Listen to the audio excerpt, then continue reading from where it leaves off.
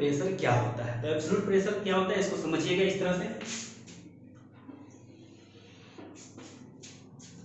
मान लीजिए कि ये पृथ्वी का ग्राउंड है, ये पृथ्वी का ग्राउंड है, ये पृथ्वी का आपका ग्राउंड है।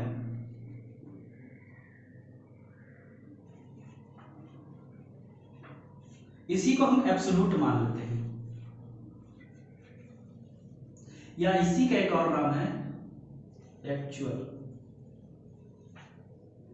इसी को हम एक्चुअल भी कह सकते हैं। अब क्या हुआ कि यहां से हम रेफरेंस मान रहे हैं, इस पृथ्वी पर एक कैप्टन यहां खड़ी है, एक कैप्टन यहां पे खड़ी है जिसका हाइट 5 फीट है। तो इसका हाइट कितना है? 5 फीट है। ये कैप्टन है जिसका हाइट 5 फीट है। अब क्या हुआ, इसके हाइट को हम रेफरेंस मान लिए, इसके हाइट को रेफरेंस मान लिए। रेफरेंस कहने का मतलब हुआ कि अगर मान ली कोई अदर स्टूडेंट आता है तो उसका हाइट हम दो तरीके से नाप सकते हैं, या तो इसके हाइट से कितना बड़ा है या फिर वह ग्राउंड से कितना बड़ा है, दो तरीका से नाप सकते हैं। तो जो इसके हाइट से हम उसके हाइट को नापते हैं और एक यहाँ से इसके हाइट को नापते हैं। तो जिस हाइट को हम रेफरेंस माने, यानी ये कैप्टन है इसके हाइट को हम रेफरेंस मानेंगे, अब जो भी आएगा इसके हाइट से नापेंगे, तो इसको हम रेफरेंस कहते हैं। मान लीजिए कोई ए स्टूडेंट आया, कोई ए स्टूडेंट आया जिसका हाइट 7 फीट है, इसका हाइट 7 फीट का है। अब आपसे हम पूछे कि बताइए कि ए का एब्सोल्यूट हाइट क्या है, ए का एब्सोल्यूट हाइट क्या है। तो हाइट ऑफ ए एब्सोल्यूट या फिर एक्चुअल, तो हाइट ऑफ जो ए है, ए का जो हाइट है उसका एब्सोल्यूट, यानी यहां से यहां तक का हाइट को हम एब्सोल्यूट हाइट कहते हैं, एक्चुअल हाइट कहते हैं। तो इसका एक्चुअल हाइट क्या हो गया? 7। अगर हम आपसे पूछे कि बताइए इसका ए का जो हाइट है कैप्टन के रिस्पेक्ट में कितना है, कैप्टन के रिस्पेक्ट में ए का हाइट कितना है, तो कैप्टन के रिस्पेक्ट में जो ए का हाइट होगा उसको हम गेज के नाम से जानते हैं, उसको हम गेज के नाम से जानते हैं। तो हाइट, गेज हाइट कितना हो गया, ए का जो गेज हाइट हो गया, तो हम यहां लिखेंगे हाइट ऑफ ए का जो गेज हाइट है वो कितना हो गया, तो 5 फीट जो है कैप्टन का हाइट, तो इसके रिस्पेक्ट में इसका कितना है, इससे ये कितना बड़ा है, तो ये 5 फीट में से 7 फीट में से तो 5 फीट चला गया तो 2 फीट, यानी कि यह पॉजिटिव 2 फीट क्या है, बड़ा है। ये क्या लिखा गया? 2। इसका मतलब कि हम अगर एक्चुअल हाइट इसका हम बात करते हैं तो इसको एक्चुअल हाइट का जो है इस तरह से एक रिलेशन बन जाता है, H A absolute is equal to क्या हो गया, तो रेफरेंस जो इसका माना है तो हम हाइट ऑफ कैप्टन मान है और इसके साथ गेज हाइट, तो गेज हाइट, ये रिलेशन इसका बनकर आता है। अगर मान लीजिए जाए कि कोई बंदा है तो तीसरा स्टूडेंट है, जो दूसरा स्टूडेंट है वो बी है, वो यहाँ आया। जब बी यहाँ पे आया तो इसका हाइट जो है 3 मीटर है, 3 फीट का है, इसका हाइट 3 फीट है। अब इसका हाइट जब 3 फीट है तो हम पूछें कि बताओ कि बी का जो है एक्चुअल यानी कि एब्सोल्यूट हाइट कितना है, तो हाइट ऑफ बी एब्सोल्यूट, तो एब्सोल्यूट हमेशा ग्राउंड से नापते हैं, यानी कि जो है पृथ्वी से इसका हाइट कितना है, तो पृथ्वी से इसका हाइट 3 फीट का है, 3 फीट का है।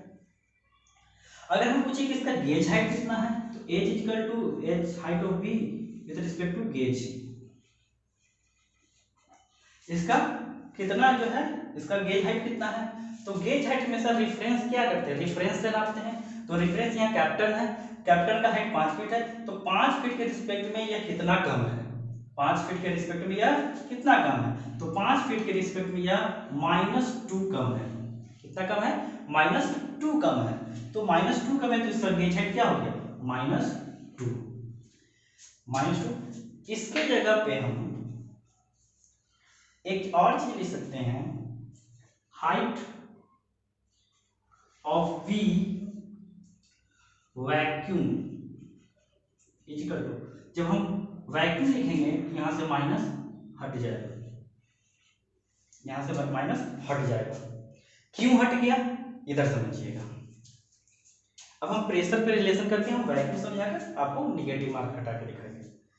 मान लीजिए कि आप रिफरेंस ले लीजिए, मान लीजिए प्रेशर के रिफरेंस हम ये ले लिए, ये रिफरेंस लाइन ले लिए जिसको हम डाटम लाइन भी कह सकते हैं, डाटम, या इसी को हम एब्सोल्यूट कहेंगे, इसी को हम एब्सोल्यूट कहेंगे। अब डाटम लाइन से, डाटम क्या होता है, जहां पे प्रेशर जीरो हो, जहां पे प्रेशर जीरो हो उसको हम डाटम लाइन कहते हैं। तो अब यहां से एटमॉस्फेयर का जो हाइट होगा वो हो जाएगा मेरा रिफरेंस।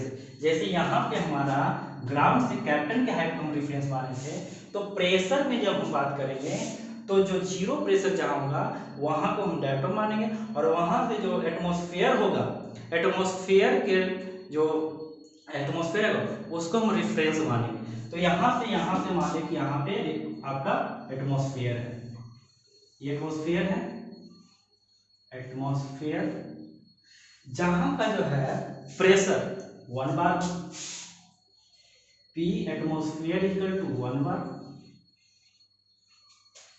यहां से यहां तक का जो है एटमॉस्फेयर का जो है प्रेशर हो गया। अगर हम पूछे कि एटमॉस्फेयर का एक्चुअल प्रेशर क्या है, तो 1 बार, 1 बार इसका क्या है एक्चुअल प्रेशर, एब्सोल्यूट प्रेशर है। 1 बार इक्वल टू क्या हो जाएगा 1 atmospheric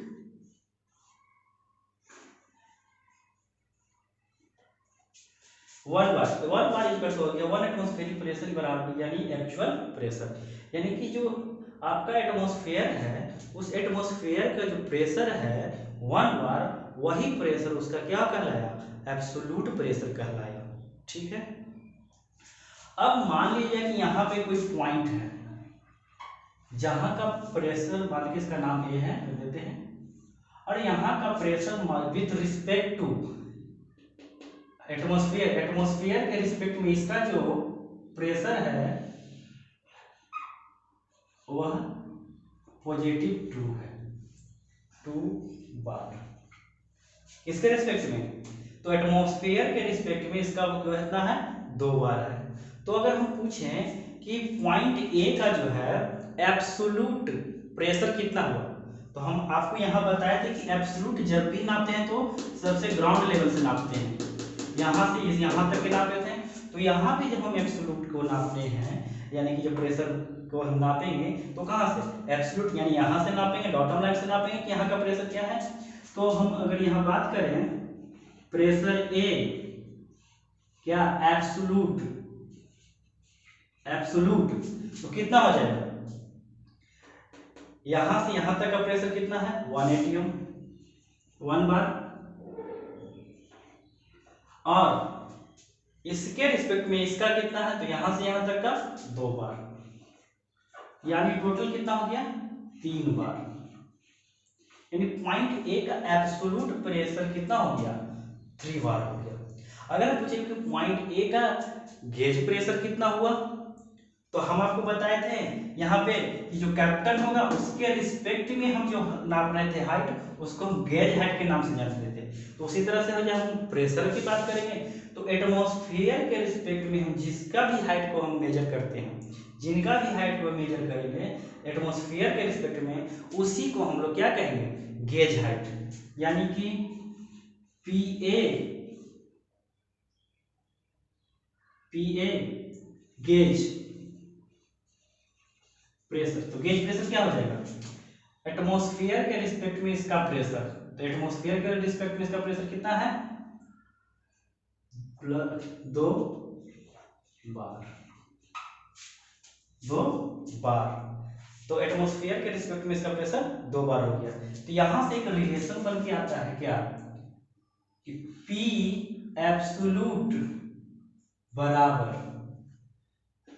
atmospheric pressure, P atmospheric pressure plus क्या gauge pressure, P gauge pressure. ये हमारा रिलेशन निकल कर यहां से आया। आई होप कि आपको हम गेज प्रेशर और एब्सोल्यूट प्रेशर समझ में आया होगा कि हम जब भी जीरो प्रेशर से जब किसी के प्रेशर को नापते हैं तो उसको एब्सोल्यूट प्रेशर कहते हैं, और जब हम एटमॉस्फेयर के प्रेशर के बाद जिसका हम प्रेशर नापते हैं उसको हम क्या कहते हैं, गेज प्रेशर के नाम से जानते हैं कि एटमॉस्फेयर के ऊपर जितना भी होगा वो क्या कहलाएगा, गेज प्रेशर।